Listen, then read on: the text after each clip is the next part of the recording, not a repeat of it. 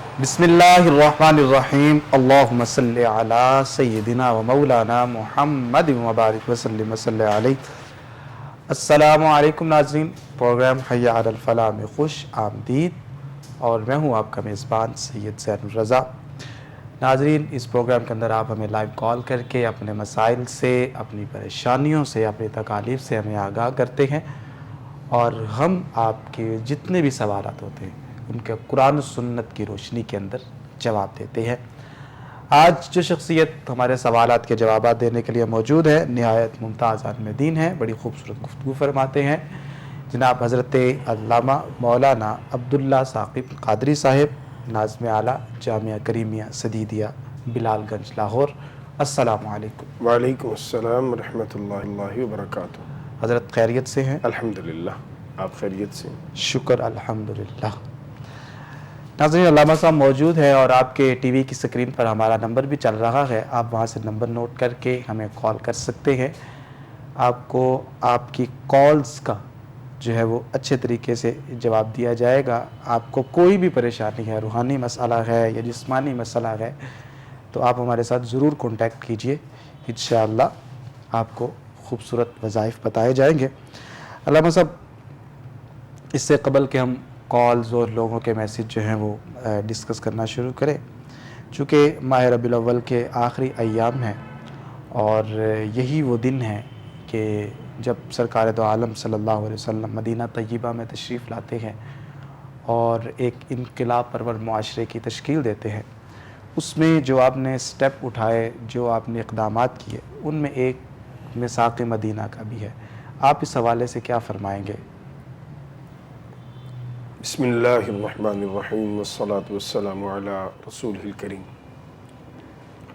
بہت شکریہ جناب شاہ صاحب. جزاک اللہ. جہاں تک تعلق ہے آپ کے سوال کا، تو دیکھیے میثاق مدینہ تاریخ اسلام کا نہیں بلکہ تاریخ انسانیت کا وہ سنہرا میثاق ہے کہ جس کی مثال جو ہے نہ پہلے آپ کو نظر آتی ہے نہ بعد میں.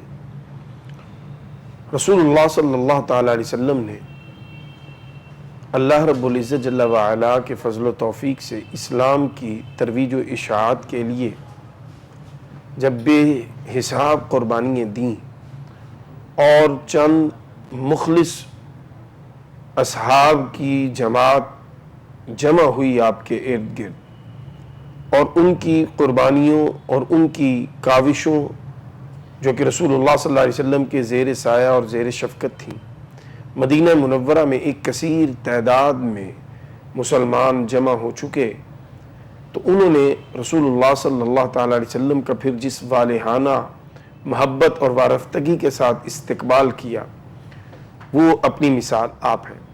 صحیح مسلم شریف کی اگر حدیث پر نظر ہو تو رسول اللہ صلی اللہ علیہ وسلم کی آمد کی جب اطلاع ملی مدینہ کے لوگوں کو، تو وہ اپنے گھر بار، اپنے کام کاج چھوڑ کر روزانہ صبح مدینہ شریف کے جو داخلی راستے ہیں وہاں پہ جمع ہو جاتے، اور شام ڈھلنے تک رسول اللہ صلی اللہ علیہ وسلم کی آمد کے منتظر رہتے کہ جب حضور صلی اللہ علیہ وسلم کی جلوہ گری ہو تو ہم ان کو ویلکم کریں، ریسیو کریں، استقبال کریں. آج بھی آپ دیکھتے ہیں ہمارے ملک میں جب کوئی بڑا مملکت کا سربراہ یا کوئی ہیڈ آتا ہے تو اس کو جب ہماری حکومت پروٹوکول دیتی ہے تو جیسے ہی ان کا جہاز پاکستان کی حدود میں داخل ہوتا ہے، پاکستان آرم فورسز جو ایئر فورس ہے اس کے جہاز اس کو اسکواڈ کر کے ویلکم کرتے ہیں. یہ ایک جیسچر ہوتا ہے، ایک عزت ہوتی ہے، ایک آنر ہوتی ہے جو آپ کسی بھی ہیڈ آف اسٹیٹ کو دیتے ہیں. رسول اللہ صلی اللہ علیہ وسلم جب مدینہ منورہ تشریف لا رہے ہیں تو مدینہ کے جو لوگ تھے، عشاق تھے، انہوں نے رسول اللہ صلی اللہ علیہ وسلم کی بارگاہ میں اپنی محبتوں کا خراج اس انداز سے پیش کیا کہ وہ سارا دن وہاں بیٹھ رہتے انتظار میں کہ کب وہ گھڑی ہو کہ جب وہ چاند طلوع ہو اور ہم اس کی زیارت کریں اور انہیں ویلکم کر کے مدینہ منورہ میں لے جائیں. پھر وہ دن آ گیا، اللہ اللہ کر کے ان کا انتظار ختم ہوا. رسول اللہ صلی اللہ علیہ وسلم جناب سیدنا صدیق اکبر رضی اللہ تعالیٰ عنہ اور ان کے غلام کے ساتھ مدینہ منورہ میں داخل ہوتے ہیں. مدینہ منورہ میں جب داخل ہوئے رسول اللہ صلی اللہ علیہ وسلم تو اس وقت پورا مدینہ نعروں سے گونج رہا تھا، کیا بات، اور ہر زبان پہ جو نعرہ تھا، صحیح مسلم شریف کے الفاظ ہیں، ینادون یا محمد یا رسول اللہ، ہر زبان پہ یا محمد صلی اللہ علیہ وسلم کے نعرے تھے، اور چھوٹی بچیاں جو تھیں وہ حضور صلی اللہ علیہ وسلم کی آمد پہ اپنی خوشی کا اظہار اس انداز میں کر رہی تھیں کہ طلع البدر علینا۔ حضور صلی اللہ تعالیٰ علیہ وسلم کی مدینہ منورہ میں یہ جلوہ گری، جہاں مدینہ منورہ کے رہنے والوں کے نصیب کو چمکا رہی تھی، جہاں ان کی محبت اور ان کے عشق کو یہ ایک مزید ابھارنے کے لیے تپش دے رہی تھی، وہیں پہ رسول اللہ صلی اللہ علیہ وسلم کی نگاہ نبوت یہ دیکھ رہی تھی کہ اب جو مکہ مکرمہ سے ہجرت کر کے اصحاب تشریف لائے ہیں، ان کے لیے مدینہ منورہ میں کس طرح آسانیاں پیدا کی جائیں۔ ایسے میں رسول اللہ صلی اللہ تعالیٰ علیہ وسلم نے اپنی کمال حکمت، بصیرت اور جو اپنی وزڈم تھی اس کے ساتھ یہ مکہ اور مدینہ کے جو لوگ تھے، یعنی مہاجر اور انصار، ان کو جو اسلام نے رشتہ اخوت میں پہلے سے جوڑ رکھا تھا، انما المؤمنون اخوہ، اس کو مزید پختگی دی۔ اپنی زبان سے آپ نے ایک مہاجر کو، ایک انصار کا، یعنی ایک مکہ مکرمہ سے تشریف لائے ہوئے صحابی کو مدینہ منورہ میں تشریف فرما اپنے ایک صحابی سے رشتہ اخوت میں جوڑ دیا، بھائی بھائی بنا دیا۔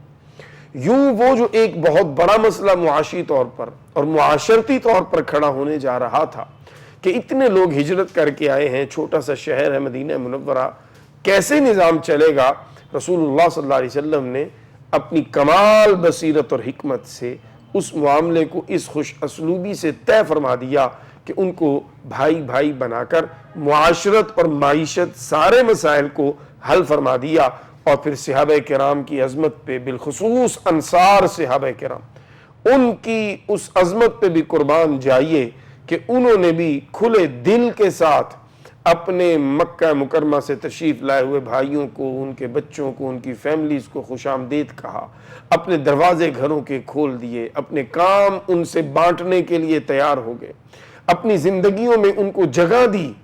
اور قربان جائیے مہاجر اصحاب پر بھی، انہوں نے بھی ان کے گھروں میں بیٹھ کر ان کے کاروبار پہ تکیہ نہیں فرمایا، بلکہ انہوں نے بھی کہا ہمیں بازار کا راستہ دکھائیے، ہم بھی خود کما کے کھانے والے لوگ ہیں۔ اور پھر چند سالوں میں جو مہاجر صحابہ تھے وہ بھی اپنے پاؤں پہ کھڑے ہوئے، اور تاریخ ہمیں یہ بتاتی ہے کہ یہ جو میثاق مدینہ ہے، رسول اللہ صلی اللہ تعالیٰ علیہ وسلم نے یہ جو اصحاب کو آپس میں جوڑا ہے، اس کی مثال رہتی دنیا تک شاید کہیں اور آپ کو نہ ملے، بلکہ اس مثال کو پیش نظر رکھتے ہوئے بہت سے مسائل حل ہوتے ہیں۔ جیسا کہ پاکستان بنا جب، تو بہت سے لوگ کٹے پھٹے اور لٹے پٹے پاکستان جب پہنچے، تو جو یہاں موجود تھے پہلے سے لوگ، انہوں نے اپنے گھروں کو کھول دیا، انہوں نے اپنے سینوں سے انہیں لگا کر ان کے غم بھولانے میں ان کی مدد کی۔ پھر رسول اللہ صلی اللہ علیہ وسلم نے جب مدینہ منورہ میں ریاست مدینہ کی بنیاد رکھی تو پھر ایک میثاق فرمایا آپ نے، اور وہ میثاق تھا آپ کا مدینہ منورہ میں بسنے والے دیگر مذاہب کے ماننے والوں کے ساتھ۔ آپ نے انہیں یہ پیشکش کی کہ ہم مدینہ منورہ کی حد تک ایک میثاق، ایک ایگریمنٹ، ایک معاہدہ کرتے ہیں، کوئی بھی جب مدینہ منورہ پہ حملہ آور ہو، وہ ہم میں سے کسی پر بھی ہو، ہم سب مل کر اس کا مقابلہ کریں گے۔ یوں ایک اجتماعیت کے ساتھ وہ جب معاہدہ ہوا تو اسلام کو مزید تقویت ملی، اور رسول اللہ صلی اللہ تعالیٰ علیہ وسلم اور اصحاب کو آسانی کے ساتھ تبلیغی معاملات پہ زیادہ اپنا وقت لگانے کے لیے موقع میسر آیا، اور وہ جو مکہ مکرمہ میں ایک سختی، ایک تکلیف کا دور تھا، اس سے نجات ہوئی، اور مدینہ منورہ میں ایک امن اور سکون کا ماحول۔ اور پھر اس معاہدہ کے بعد، اس میثاق کے بعد، جو آپ نے دیگر اقوام کے ساتھ اور ان لوگوں کے ساتھ کیا جو مسلمان نہیں تھے، مزید اسلام کی تبلیغ و اشاعت میں مدد ملی، آسانی ہوئی، اور پھر دیکھتے ہی دیکھتے مدینہ منورہ کے 10 برسوں میں وہ انقلاب آیا کہ جس انقلاب کو نہ کسی آنکھ نے پہلے دیکھا سنا، نہ بعد میں کوئی دیکھے سنے گی، اور وہ انقلاب تھا رسول اللہ صلی اللہ علیہ وسلم کی مبارک ذات کی صورت میں کہ آپ نے لوگوں کے دل بدل دیے، بتوں کو سجدے کرنے والے خدا واحد کے حضور سجدہ ریز ہو گئے، اللہ کا انکار کرنے والے اللہ کی عظمتوں کے ترانے پڑھنے لگ گئے، مکہ مکرمہ کی حرمت کو پامال کرنے والے مکہ مکرمہ کی حرمتوں کے محافظ بن گئے، بیت اللہ میں بتوں کو سجانے والے بیت اللہ کی جو تقدیس ہے اس کے محافظ بن گئے۔ یہ رسول اللہ صلی اللہ تعالی علیہ وسلم کا وہ عظیم کارنامہ ہے کہ جس کو اپنے تو اپنے بیگانے جو ہیں وہ بھی تسلیم کرنے پہ مجبور ہیں۔ انگریز رائٹر لکھتا ہے کہ رسول اللہ صلی اللہ تعالی علیہ وسلم نے جو اسلام کے ذریعے ایک انقلاب برپا کیا، اور عرب کے یہ اس کے الفاظ ہیں، ہم تو سوچ بھی نہیں سکتے۔ اس نے کہا کہ عرب کے وہ لوگ جو علم سے اور شعور سے دور تھے، انہیں رسول اللہ صلی اللہ علیہ وسلم نے چند برسوں میں دنیا کا قائد بنا دیا، دنیا کی قیادت ان کے ہاتھ میں تھما دی، اور یورپ ہو یا بر صغیر ہو، ہر بندہ حضرت عمر رضی اللہ تعالیٰ عنہ کے دور حکومت کی مثال دیتا ہے اور اس سے سیکھنے کی کوشش کرتا ہے، قانون سازی کیسے کرنی ہے، ادارے کیسے اسٹیبلش کرنے ہیں، نظام کیسے لے کے چلنا ہے۔ حضرت عمر رضی اللہ تعالیٰ عنہ کے نظام کو کہا جاتا ہے عمر لاز کہا جاتا ہے، عمر کا نظام کہا جاتا ہے، لیکن جناب سیدنا عمر سے پوچھئے نا رضی اللہ تعالیٰ عنہ کہ ان کی زندگی میں انقلاب کیسے آیا، تو حضرت عمر رضی اللہ تعالیٰ عنہ قافلہ عشق و محبت صحابہ کرام کی جماعت کی قیادت کرتے ہوئے جب حج کے لیے تشریف لے جا رہے ہیں، امیر المؤمنین کے منصب پہ فائز ہو چکے ہیں، 1.25 لاکھ کی تعداد کم و بیش صحابہ کی قیادت جناب عمر پاک فرما رہے ہیں۔ ایک میدان آیا جہاں امیر المؤمنین اپنی سواری سے نیچے اترے اور کبھی دائیں جاتے ہیں کبھی بائیں جاتے ہیں، آنکھیں ہیں کہ تھمنے کا نام نہیں لیتے، آنسو برس برس جا رہے ہیں۔ کسی نے پوچھا امیر المؤمنین آج تو شکر کا مقام ہے، آپ کی آنکھیں برس رہی ہیں۔ فرمایا مجھے وہ دور یاد آیا کہ جب میں یہاں چند اونٹ چرایا کرتا تھا اور وہ اونٹ مجھ سے سنبھالے نہیں جاتے تھے، آج رسول اللہ صلی اللہ علیہ وسلم کے قدموں کی خیرات، آپ کی نگاہ کا فیضان، 1.25 لاکھ صحابہ اور جنتی جماعت کی قیادت میں عمر کر رہا ہوں۔ تو یہ انقلاب ہے جو رسول اللہ صلی اللہ علیہ وسلم نے برپا کیا۔ آج بھی یہ اتنا ہی اہم ہے ہمارے لیے جتنا شاید اس دور میں اہم تھا کہ ہم اس سے سبق سیکھیں اور ایک دوسرے کے لیے اپنے دلوں کو صاف کریں، ایک دوسرے کے لیے دلوں میں ہمدردی اور محبت اور احساس کے جذبے پیدا کریں، ایک دوسرے کو گرانے کی بجائے اٹھانے والے بن جائیں، سینے سے لگانے والے بن جائیں، اور وہ جو حضور صلی اللہ علیہ وسلم نے مدینہ منورہ میں بھائی بھائی بنا کر عملی طور پر اس امت کو پیغام دیا تھا زندگی گزارنے کا، اسے دوبارہ یاد کریں۔ اور ایک چیز اور میں عرض کر دوں کہ ٹائم کے دامن میں گنجائش ہو تو، حضرت علی المرتضی شیر خدا کرم اللہ تعالی وجہہ الکریم جب یہ سارا منظر دیکھ رہے تھے کہ آپ صلی اللہ علیہ وسلم بھائی بھائی بنا رہے ہیں، فلاں فلاں کا بھائی فلاں فلاں کا بھائی، تو حضرت علی رضی اللہ تعالیٰ نے ایک سائڈ پہ کھڑے تھے، سب کو بھائی بھائی بنا دیا، تو جناب مولا علی رہ گئے۔ آپ صلی اللہ علیہ وسلم نے دیکھا علی پاک ذرا تھوڑے سے پریشان نظر آتے ہیں، غمزدہ نظر آتے ہیں۔ رسول اللہ صلی اللہ علیہ وسلم نے فرمایا علی کیا ہوا؟ عرض کی آقا جی آپ نے سب کو بھائی بھائی بنا دیا، میں رہ گیا۔ فرمایا پریشان نہ ہو، انت اخی فی الدنیا والآخرہ، علی تو دنیا میں بھی میرا بھائی ہے تو آخرت میں بھی میرا بھائی ہے، تو میرا بھائی ہے اس لیے تجھے پریشان ہونے کی ضرورت نہیں، میں نے کسی اور کا تجھے بھائی نہیں بنایا، اس لیے کہ میں تیرا بھائی ہوں، تو میرا بھائی ہے۔ تو یہ مساک مدینہ اور یہ حضور صلی اللہ علیہ وسلم کا وہ انقلاب کہ جس کی ایک جھلک ہم نے دیکھنے کی دکھانے کی کوشش کی، ضرورت ہے کہ اس انقلاب کو آج پھر بپا کیا جائے پاکستان میں کم از کم اور دنیا بھر کے مسلمان ملکوں میں، تاکہ ہم اقوام عالم کے سامنے مسلمان سرخرو ہو سکیں اور اقوام عالم کو بتا سکیں کہ مسلمان لاوارث نہیں ہے، مسلمان ایک دوسرے کے وارث ہیں اور ایک دوسرے کے لیے ان کا دل دھڑکتا ہے۔ بالکل علامہ صاحب بڑی خوبصورت گفتگو فرمائی، اور جس طرح ابھی آپ نے مساک مدینہ کا نقشہ کھینچا، اس کی وجوہات بیان فرمائی اور ساتھ یہ بتایا کہ کیا کیا واقعات ہوئے، تو بڑا دل نشیں منظر تھا۔ اس کے ساتھ ہم ایک کال لیتے ہیں۔ السلام علیکم۔ جی وعلیکم السلام، علامہ صاحب بات کر رہے ہیں؟ جی کون اور کہاں سے؟ جی میں زہیر یوسف بات کر رہا ہوں دنیا پور سے۔ جی جی جی میں اپنا مسئلہ بتانا تھا کہ میں کچھ عرصہ ہو گیا تو فیصلے کر رہا ہوں زندگی میں، وہ ٹھیک نہیں ہو رہے، انویسٹمنٹ کرتا ہوں نقصان ہو جاتا ہے، کوئی فیصلہ کرتا ہوں تو وہ الٹا ہو جاتا ہے۔ آپ کا نام کیا ہے؟ میرا زہیر یوسف. اور والدہ کا نام کیا ہے؟ والدہ رشیدہ بیگی. آپ کی ایج کتنی ہے؟ ایج میری ہے 25 سال. ٹھیک ہے. تقریباً کوئی ایک مثال دیجئے کہ آپ نے کوئی فیصلہ کیا ہو. اور سر میں نے یہ نا پراپرٹی میں انویسٹ کیا تھا, اچھا, لیکن وہ زمین آپ کی تجربہ ویلیو رکھتے ہیں اس کام کے اندر؟ تجربہ تو نہیں میں رکھتا, لیکن میں نا مشورے لے کے نا اپنے ادھر فیملی وغیرہ سے تو کیا تھا میں نے اس طرح سے نا. ٹھیک ہے. اور اس کے علاوہ آپ یہ تو کاروباری معاملات میں, اور عملی زندگی کے اندر جو آپ کی گھریلو زندگی ہے اس کی کوئی مثال کہ آپ نے فیصلہ کیا اور وہ ٹھیک نہ ہوا ہو؟ گھریلو زندگی کی مثال.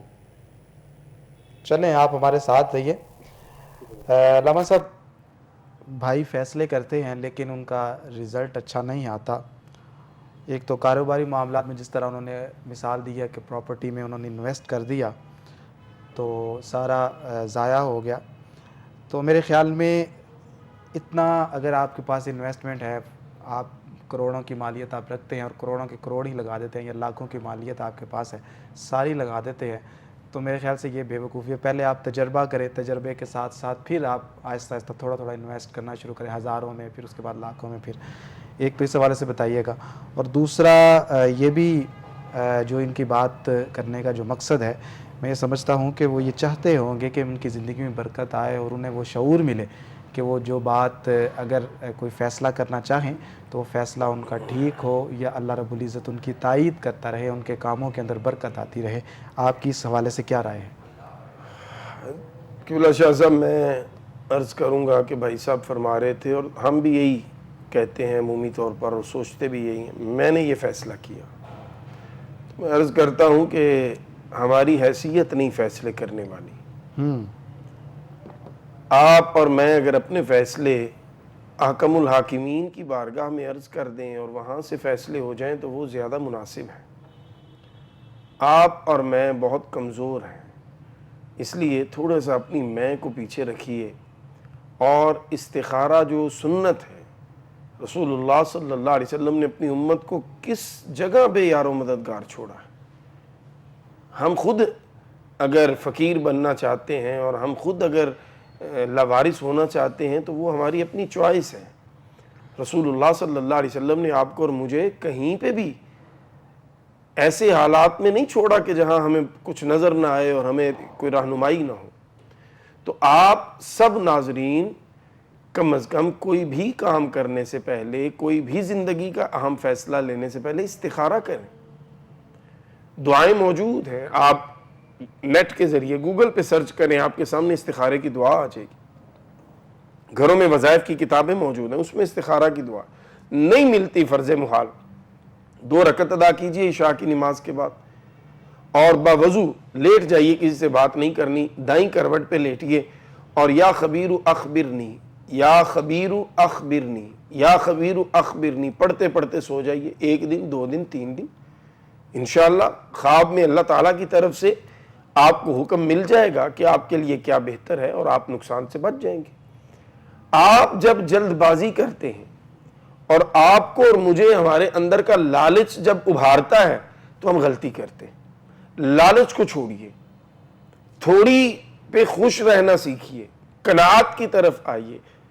جب یہ ساری چیزیں آپ اپنے اندر لے آئیں گے تو پھر اس طرح کے مسائل نہیں ہوں گے. جہاں تک تعلق ہے پڑھنے کے لیے, تو آپ لا حول ولا قوت الا باللہ العلی العظیم کم از کم 300 مرتبہ روزانہ پڑھیں, اور اگر 500 مرتبہ پڑھ لیں تو سبحان اللہ, پھر تو بہت بہتر ہو جائے گا. اور توجہ کے ساتھ پڑھیں, اللہ کریم سے مدد مانگیں. اللہ رب العزت کی بارگاہ میں یہی ہے کہ یا اللہ میری کوئی طاقت نہیں, میری کوئی حیثیت نہیں, تیری توفیق سے, تیری مدد سے. تو اللہ رب العزت سے مانگیے طاقت, پھر دیکھیے انشاءاللہ کام بھی ٹھیک ہو جائیں گے, بگڑے ہوئے بھی اور نئے بھی انشاءاللہ. انشاءاللہ. محترم, بڑا ہی آسان آپ کو وظیفہ بتایا گیا ہے, اور آپ کا کام یہ ہے کہ آپ اپنے معاملات اللہ کے سپرد کر دیں. وَأُفَوِّضُ أَمْرِي إِلَى اللَّهِ, کہ میرے جو معاملات ہیں وہ سب کے سب اللہ کے سپرد ہیں. اور پھر توکل کیجئے, اور جس طرح ابھی آپ کو وظیفہ بتایا گیا آپ یہ پڑھیے, انشاءاللہ اللہ رب العزت کرم فرمائے گا. علامہ صاحب, جب آپ میثاق مدینہ کے حوالے سے بات کر رہے تھے, آپ نے ارشاد فرمایا کہ یہ ہمیں سبق دیتا ہے کہ آپس کے اندر بھائی بھائی بن جائیں اور ایک دوسرے کا جو ہے وہ غم محسوس کریں، اور جو صحابہ تھے انہوں نے ایسا کر کے بھی دکھایا۔ لیکن ہمارے معاشرے میں یہ چیز دیکھنے کو ملتی ہے کہ سب سے زیادہ جو آج کے دور میں جو تکلیف کا باعث بنتے ہیں وہ رشتہ دار اور قریبی بنتے ہیں، اور ایسی بہت ساری چیزیں ہمیں دیکھنے کو ملتی ہیں کہ ہمیں ہماری جو زندگی ہوتی ہے اس کے اندر انہی کی طرف سے تکالیف آ رہی ہوتی ہیں، اور ہم دیکھ بھی رہے ہوتے ہیں، محسوس بھی کر رہے ہوتے ہیں، جبکہ سرکار دو عالم صلی اللہ علیہ وسلم کی تعلیمات یہ تھی کہ انہوں نے بھائی بھائی لوگوں کو بنایا اور انہوں نے پھر عملی طور پر کر کے دکھایا۔ لیکن آج بھائی بھائی جو ہے وہ اب ایک دوسرے کا دشمن نظر آتا ہے۔ تو آپ اس حوالے سے کیا رائے دیں گے ہمارے ناظرین کو، کیونکہ یہ ہمارا جو پروگرام ہے گھروں کے اندر خصوصاً دیکھا جاتا ہے، تو میں چاہتا ہوں کہ کچھ اصلاحی کلمات ان کے لیے ارشاد فرمائیں، اور اگر کہیں پر ایسا کوئی معاملہ ہے کسی کو نظر آتا ہے تو آپس میں پیار پیدا ہو، اس کے لیے کوئی وظیفہ یا کوئی نہ کوئی ایسی بات یا کوئی آیت کہ وہ کون سی آیت پڑھیں یا کون سی ایسی بات اختیار کریں۔ قبلہ شاہ صاحب، وظیفہ اس کام کے لیے ہیں تو صحیح، یہ نہیں کہ نہیں ہے، جی، لیکن میں سمجھتا ہوں وظیفے سے زیادہ ہمیں مسلمان بننے کی ضرورت ہے۔ کلمہ پڑھ لیے مسلمان تو ہو گئے؟ نہیں، اچھا، بالکل نہیں۔ آمنوا ادخلوا فی السلم کافہ، اے ایمان والو پورے کے پورے اسلام میں داخل ہو جاؤ۔ یہ جو ہماری سوچ ہے نا، کلمہ پڑھ لیا اور باقی بس ختم ہوگی کہانی، نہیں۔ آمنو، اے ایمان والو، ادخلوا، داخل ہو جو، فی السلم کافہ، پورے پورے اسلام میں۔ اصل ٹارگٹ یہ ہے کہ ہم اپنی زندگی کے ہر کام کو قرآن و سنہ کے تابع کریں۔ یہ ہے اصل مطالبہ اللہ کا ہم سے، قرآن کا مطالبہ ہم سے۔ کلمہ پڑھنا بہت عظمت والا کام ہے، کوئی شک نہیں۔ کلمہ پڑھ کر آپ دنیا میں سب سے ممتاز ہو جاتے ہیں، سب سے اعلیٰ ہو جاتے ہیں، کوئی شک نہیں۔ لیکن پھر آپ کی ذمہ داریاں بڑھ جاتی ہیں، آپ نے ان ذمہ داریوں کو ادا کرنے کی طرف بڑھنا ہے۔ قرآن مجید سے اگر میں عرض کروں اپنے دیکھنے والوں کے لیے ذرا آسانی کرتے ہوئے، سورہ یوسف جس کو قرآن نے کہا احسن القصص، اللہ جس کو بہترین قصہ قرار دے، وہ کتنا خوبصورت واقعہ ہوگا۔ بے شک۔ آغاز کیا ہوا کہ حضرت یوسف علیہ السلام نے اپنے باپ حضرت یعقوب علیہ السلام کی خدمت میں عرض کی کہ میں نے خواب دیکھا ہے، اور اس خواب میں یہ دیکھتا ہوں کہ 11 ستارے، ایک چاند، ایک سورج مجھے سجدہ ریز ہیں، سجدہ کر رہے ہیں۔ آپ نے اپنے بیٹے کو کہا بیٹا یہ خواب بہت مبارک ہے، لیکن اپنے بھائیوں کو مت سنانا۔ اس خواب کی تعبیر یا اس خواب کا جو مکمل ہونا ہے وہ کیا تھا؟ جب حضرت یوسف علیہ السلام کے پاس آپ کے بھائی، وہ لمبی طویل بات ہے، میں اس کو سکپ کرتے ہوئے اپنے مقصد کے نقطے پہ، مصر میں آئے غلہ لینے، اور پھر واپس گئے، اور آپ نے بلایا اپنے والد والدہ اور اپنے سب گھر والوں کو، تو اس موقع پر 11 بھائیوں نے جناب یوسف علیہ السلام کو سجدہ کیا، والدہ اور والد نے بھی سجدہ کیا۔ اس وقت سجدہ تعظیمی جائز تھا۔ اب 11 ستاروں کا سجدہ، 11 بھائی تھے، کیا مطلب؟ بہن بھائی آپ کی زندگی کے آسمان کے ستارے ہیں۔ واہ، وہ ستارے چمکیں گے تو آپ چمکیں گے، وہ ستارے نہیں ہوں گے، بغیر ستاروں کے آسمان نہیں اچھا لگتا، تو آپ کی زندگی کیسے مثالی بنے گی؟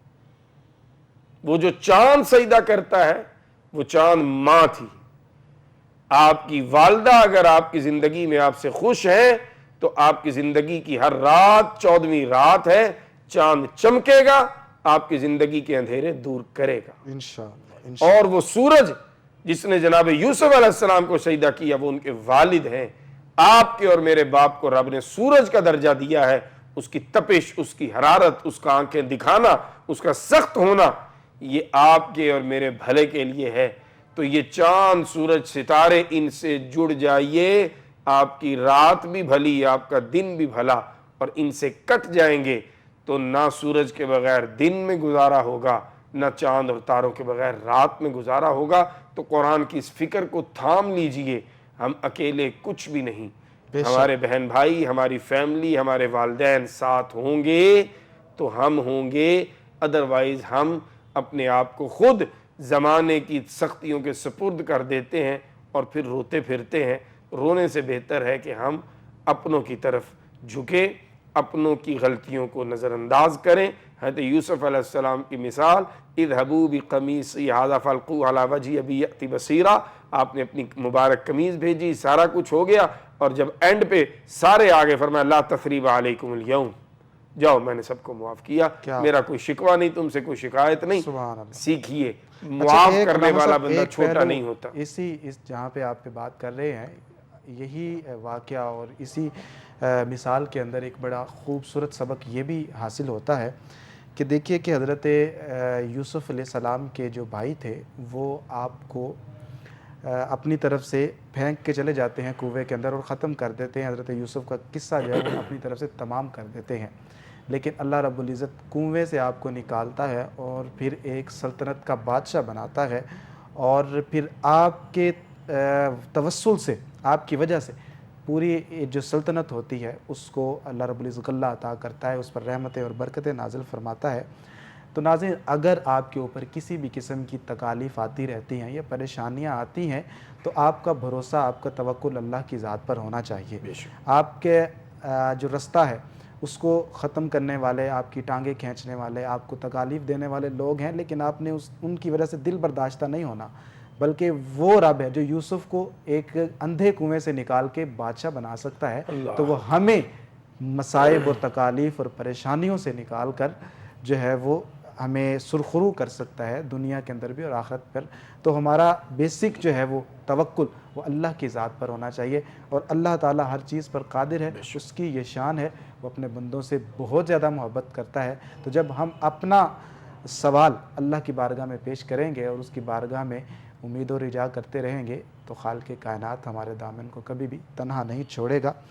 علامہ صاحب، وظیفہ بھی بتا دیجئے، کیونکہ کچھ مائیں یا کچھ بہنیں کچھ ایسے ہوتے ہیں کہ جو گھر کے اندر خوشی چاہتے ہیں، امن تو چاہتے ہیں، لیکن وہ کچھ کر نہیں پاتے، تو وہ ایسی کوئی دعا پڑھیں یا کوئی ایسا عمل کریں کہ جس کی وجہ سے ان کی جو دلی خواہش ہے وہ پوری ہو جائے۔ ایک تو شاہ صاحب مجرب ترین چیز ہے درود پاک، آپ جتنا درود پاک پڑھ سکتے ہیں پڑھیں۔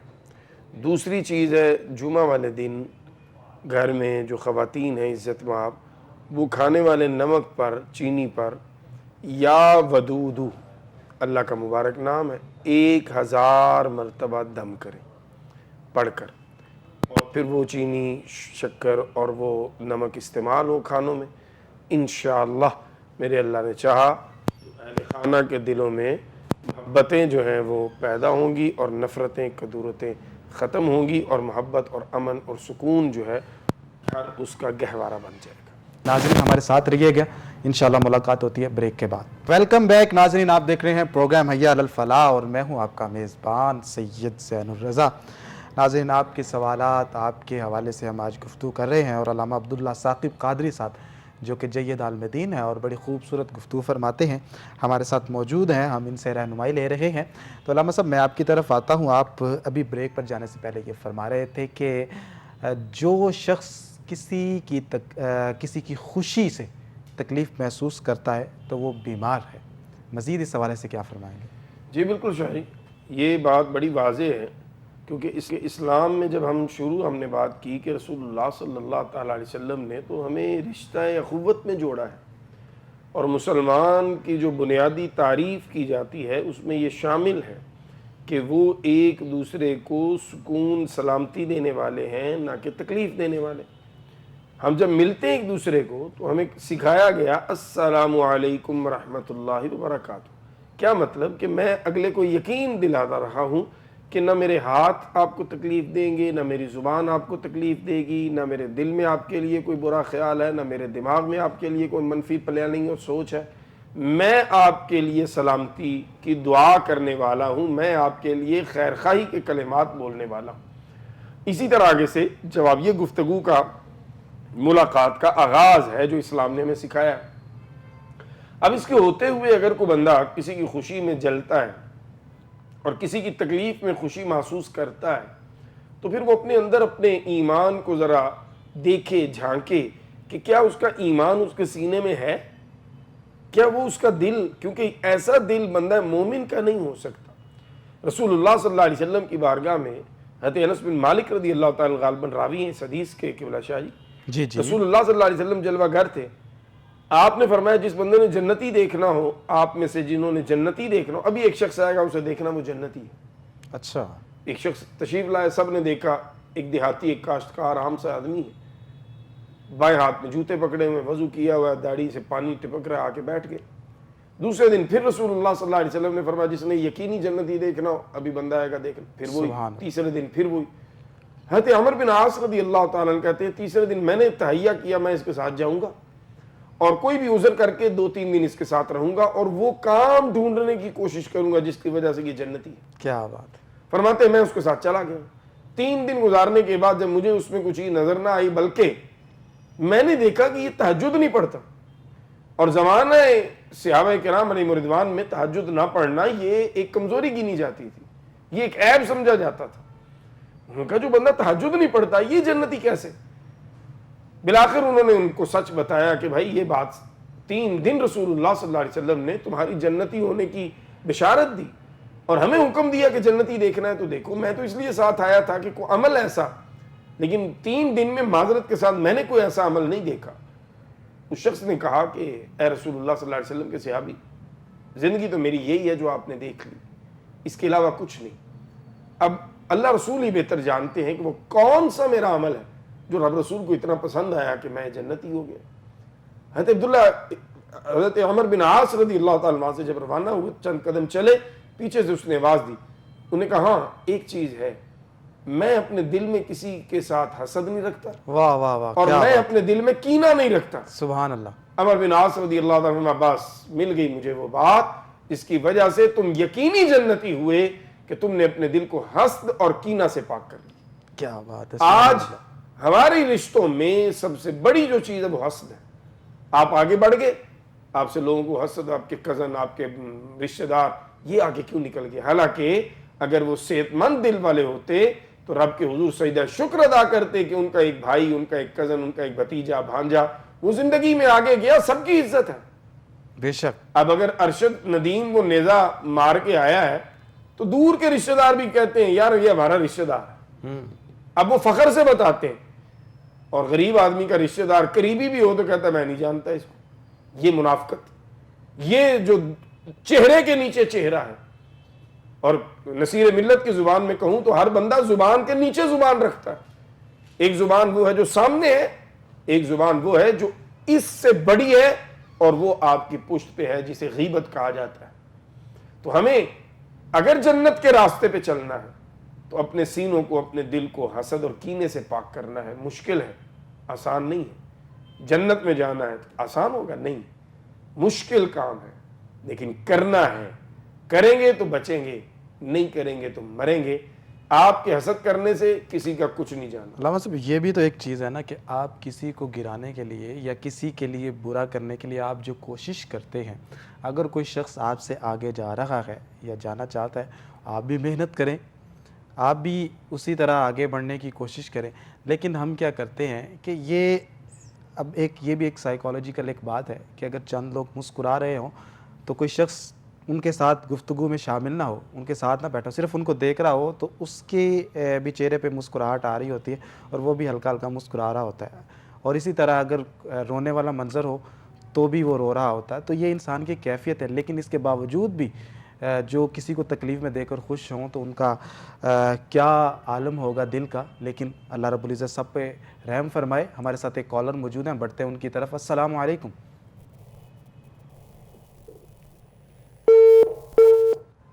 کال جو ہے وہ ڈراپ ہو چکی ہے۔ ناظرین جب آپ کال کرتے ہیں تو آپ ویٹ کر لیا کریں اور ساتھ ساتھ جس جگہ پر آپ موجود ہوتے ہیں وہاں پر نیٹ ورک دیکھ لیا کریں، اور اس کے ساتھ ساتھ ٹی وی کی آواز کو بھی بند کر دیا کریں تاکہ آپ تک جو ہے وہ ہماری آواز صحیح طریقے سے پہنچ سکے۔ انشاءاللہ العزیز آپ کی کالز جو ہے وہ ہم شامل کریں گے۔ آپ کے ٹی وی کی سکرین پر ہمارا نمبر چل رہا ہے، آپ وہاں سے نمبر نوٹ کر کے ہمیں کال کیجئے گا۔ انشاءاللہ آپ کو سوالات کے جوابات دیے جائیں گے۔ علامہ صاحب ایک اور بھی چیز ساتھ ساتھ بتاتے جائیے گا، اگر کسی شخص کو ایسی علامات محسوس ہوتی ہیں کہ اسے لگتا ہے کہ میرے اوپر جادو ہے یا سحر ہے، یا کسی نے تعویذ وغیرہ سے اس کا کام روکنے کی کوشش کی ہے، اس کے گھر کو خراب کرنے کی کوشش کی ہے، تو وہ کیا عمل اختیار کرے، یا ویسے ہی انسان حفاظتی طور پر کہ ان چیزوں سے بچتا رہے تو کون سی ایسی آیت یا کون سا ایسا وظیفہ پڑھتا رہے کہ اللہ رب العزت اس کو اس آیت کی برکت سے محفوظ فرما دے؟ سب سے بہترین، سب سے مجرب اور زبان نبوت سے جو وظیفہ عطا ہوا، آیت الکرسی اور آخری 2 سورتیں، یہ زبان نبوت سے عطا ہوا وظیفہ امت کو۔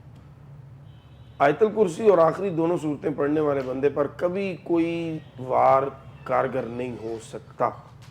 پاک رہیے، نماز کی پابندی کیجیے، ہر نماز کے بعد آیت الکرسی اور آخری دونوں کل پڑھ کے اپنے اوپر دم کیجیے، اپنے بچوں اپنے گھر والوں پہ دم کیجیے، انشاءاللہ منفی قوتیں آپ کے قریب بھی نہیں بھٹکیں گی۔ ماشاءاللہ۔ ہمارے ساتھ ایک کالر موجود ہیں، بڑھتے ہیں ان کی طرف۔ السلام علیکم۔ وعلیکم السلام سر۔ جی کون اور کہاں سے؟ محمد سکلان سر، جو ٹاؤن وہابی کالونی سے بات کر رہا ہوں۔ جی جی۔ میرے بچہ جو ہے 2-3 ماہ سے کافی بیمار ہے، گھر میں بڑی پریشانی ہے، تو کوئی مسئلہ کا حل بتائیں سر۔ کس بیماری میں مبتلا ہیں؟ وہ ذہنی طور پہ ہے سر۔ ذہنی طور پر کیا فیل کرتی ہیں وہ؟ بس خیال سے آتے ہیں، عجیب و غریب، وہ نیند نہیں آتی رات کو سر۔ اچھا، ان کا نام کیا ہے؟ محمد سعید سر۔ اور والدہ کا نام؟ غزالہ بیگم۔ ٹھیک ہے، کتنی دیر ہو چکی ہے تقریباً؟ یہ 2 ماہ ہو گئے سر۔ 2 ماہ ہو گئے ہیں۔ اور ڈاکٹرز وغیرہ کو چیک اپ کروایا ہے؟ جی کروایا سر۔ تو کیا کہتے ہیں ڈاکٹر؟ وہ یہی کہہ رہے ہیں بس اس کو نا تھوڑا سا ہے، اس نے ٹینشن کو لی ہے اس لیے۔ اچھا چلیں ٹھیک ہے، آپ ہمارے ساتھ رہیے، کوئی اللہ رب العزت کرم جی فرمائے گا۔ بتائیں سر۔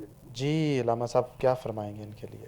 سورہ فاتحہ شریف 11 مرتبہ، بسم اللہ الرحمن الرحیم الحمدللہ رب العالمین، اس طرح ملا کے بسم اللہ شریف کے ساتھ 11 مرتبہ یا 21 مرتبہ یا 41 مرتبہ، جتنا زیادہ گڑ ڈالیں گے اتنا زیادہ میٹھا ہوگا۔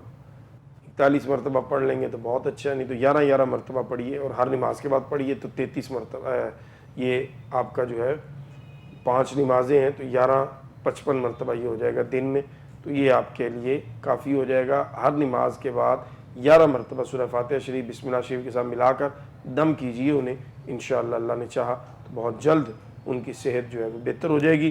اور جو بات آپ پہلے کر رہے تھے تو میرے ذہن میں آ رہا تھا کہ بعض گدھا ریڈی والوں نے اور بعض رکشہ والوں کو یہ بات سمجھ آئی، انہوں نے لکھ بھی دی کہ محنت کر حسد نہ کر۔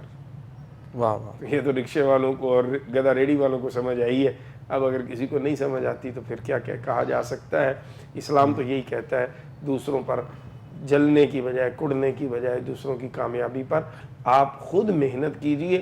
وَأَلَّيْسَ لِلْإِنسَانِ إِلَّا مَا سَعَىٰ، اللہ آپ کو بھی ویسے ہی نوازے گا جیسے اللہ نے اس کو نوازا جس سے آپ حسد کر رہے ہیں۔ تو ہمیں محبتیں عام کرنے کی ضرورت ہے، دل جو ہے وہ اپنے دیدہ فرش کیجئے، ایک دوسرے کے لیے کھول دیجئے، کشادگی لائیے۔ کیوں؟ آپ جب یہ حسد کرتے ہیں نا تو آپ اللہ کی تقسیم پہ ناخوشی کا اظہار کرتے ہیں۔ اللہ اکبر۔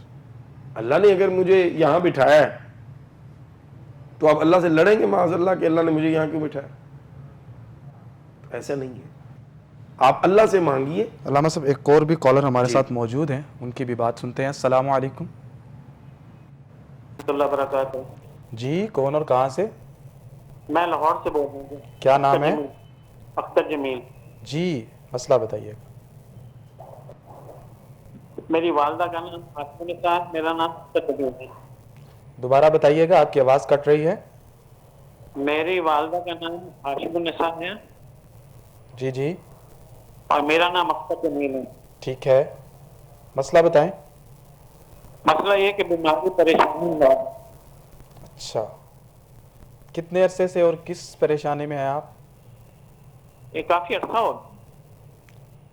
تو پریشانی آپ کو کیا ہے، کیا فیل کرتے ہیں آپ؟ مالی طور پر بیماری پریشانی ہر طرح سے۔ ایج کتنی ہے آپ کی؟ جادو کے اثرات بھی لگتے ہیں۔ اچھا، ایج کتنی ہے آپ کی؟ میری عمر 65 سال کے قریب ہے. اور شادی ہو چکی ہے؟ میں شرام 65 سال کی عمر ہے میری ماشاءاللہ. بچے 65 سال، اچھا 65، ٹھیک ہے. چلیں آپ کے لیے انشاءاللہ العزیز ابھی بتاتے ہیں. علامہ صاحب کیا فرمائیں گے ان کے لیے؟ اللہ اکبر. میں گزارش کروں گا بھائی جان کہ آپ اللہ رب العزت جل وعلا کی بارگاہ میں صدقے دل سے رجوع کریں، اور صبح فجر کی نماز کے بعد آپ ایک تسبیح استغفار کی کریں، استغفر اللہ ربی من کل ذنب واتوب الیہ، اور نماز مغرب کے بعد سورہ واقعہ پڑھنے کا اہتمام کریں. انشاءاللہ اللہ تعالیٰ آپ کے مالی اور دیگر معاملات جو ہیں انہیں حل فرمائے گا. اور یاد رکھیے گا، آخری بات یہ بھی عرض کاری دوں کہ ہماری جو مالی پریشانیاں ہیں نا، ان میں سے اکثر پریشانیاں ہوتی ہیں ہماری خواہشات کی وجہ سے. ضرورتیں اللہ سب کی پوری فرما دیتا ہے، لہٰذا اپنی خواہشات کو جب محدود کر لیں گے آپ تو انشاءاللہ بہت سے مسائل ویسے ہی حل ہو جائیں. انشاءاللہ العزیز. علامہ صاحب آج آپ تشریف لائے، بڑی خوبصورت گفتگو فرمائی، اور جو ہمارے گھریلو اور سماجی حوالے سے آپ نے جو ارشادات فرمائے ہیں نہایت قابل تعریف تھے. امید کرتا ہوں کہ ناظرین اس سے آپ کو فائدہ ہوا ہوگا، اور آپ نے اچھی اچھی نیتیں کی ہوں گی کہ ہم اپنی زندگی کو مکمل طور پر جیسے ایک مسلمان کو ہونا چاہیے ویسا بنائیں گے، اور کوشش کریں گے کہ ہمارا ظاہر و باطن جو ہے وہ ایک جیسا ہو. آپ میں جتنے لوگوں نے کالز کی یا کرنا چاہتے تھے سب کے لیے میں دعا گو ہوں، اور خصوصاً ابھی ہم دعا کریں گے آپ سب کے لیے، اپنے لیے. آپ بھی دعا میں شامل ہو جائیے گا، اور آپ کی جتنی بھی تمنائیں ہیں وہ دل میں رکھیے گا. انشاءاللہ اللہ رب العزت اس دعا کی برکت سے آپ کی پریشانیوں کو دور فرمائے گا، اور آپ کی جو خواہشات ہیں ان کو پورا فرمائے گا. اپنے میزبان سید زین الرضا کو اسی کے ساتھ اجازت دیجیے. اللہ حافظ. دعا فرمائیں. اللہم صلی علی سیدنا محمد وعلی آلہ واصحابہ وازواجہ واولاد سیدنا و مولانا محمد مبارک وسلم علیہ. آمین. العالمین. جتنے احباب نے کالز کی، اپنے مسائل ڈسکس کیے، قرآن و سنہ کی روشنی میں کچھ عرض کرنے کی کوشش کی، اے میرے اللہ اپنے فضل و کرم سے سب کی پریشانیاں ختم فرما، آمین. سب کی مشکلیں آسان فرما، بیماروں کو شفا یاب فرما. آمین. جو رزق کی تنگی کے حوالہ سے شکایت کر رہے ہیں میرے اللہ رزق کی فراوانی عطا فرما. آمین. جو اپنے روزگار کے حوالہ سے پریشان ہیں انہیں برسر روزگار فرما. آمین. اے میرے اللہ جو کچھ ہم نے گزارش کی رشتوں کے حوالہ سے اور گھریلو زندگی کے حوالہ سے، اے میرے اللہ ہم سمیت سب کو اس پر عمل پیرا ہونے کی توفیق عطا فرما. آمین. رسول اللہ صلی اللہ علیہ وسلم کے شریعت کو اپنے اوپر نافذ کرنے کی توفیق عطا فرما، آمین. اور ہمارے لیے آسانی کے معاملات فرما. تمام بیماروں کو شفا یاب فرما. آمین. ہمارے پروگرام کی پوری ٹیم کو دنیا اور آخرت کی بہترین جزا عطا فرما. آمین. ملک پاکستان کی سلامتی فرما، عالم اسلام کی سلامتی فرما. آمین. صلی اللہ تعالی علی خیر خلقہ محمد وآلہ وصحبہ اجمعین برحمتک یا ارحم الراحمین.